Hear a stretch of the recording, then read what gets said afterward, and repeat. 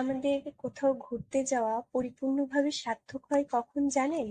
যখন একটি জায়গায় যাওয়ার পরে দেখি আমাদের মেয়ে সেই জায়গাটি নিজের মতো করে উপভোগ করছে, তখন আমাদের আনন্দটি দ্বিগুণ হয়ে যায়। আমরা রিসেন্ট একটি জায়গায় ঘুরে এসেছি। জায়গাটির নাম তাগাইতাই। এটি পাহাড়ি অঞ্চল।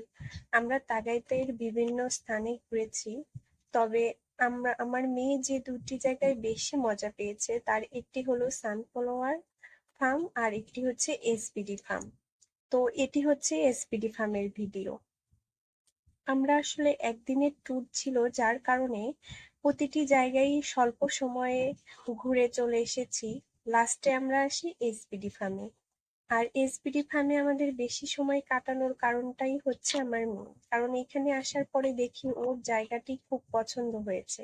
প্রথমে এখানে আসার পর আমার একটু ভয় করতেছিল, কারণ জায়গাটি পাহাড়ি রাস্তা। আমি ভাবছিলাম ও একা হাঁটতে পারবে না। আমি ওকে কোলে নিয়েই চেষ্টা করতেছিলাম যাওয়ার, কিন্তু ও জেদ করে এবং ওর বাবাও বলে ওকে ওর মতো করে ছেড়ে দিতে।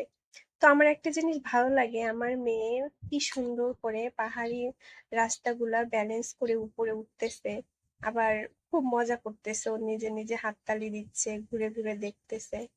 আমরা এখানে আসার আগে বৃষ্টি হয়েছে, যার কারণে জায়গাটির সৌন্দর্য আরো বেড়ে গেছে।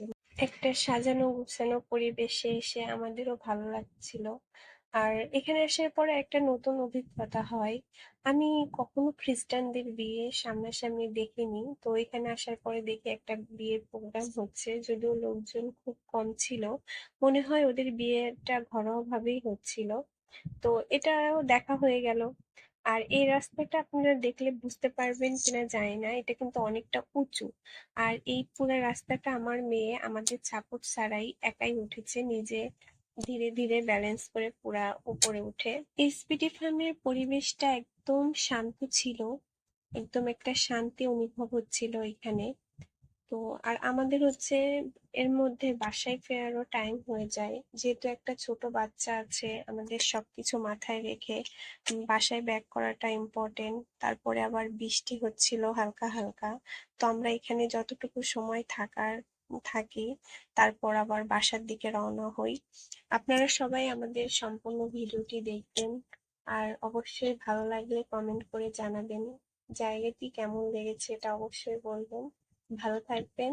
Bye bye.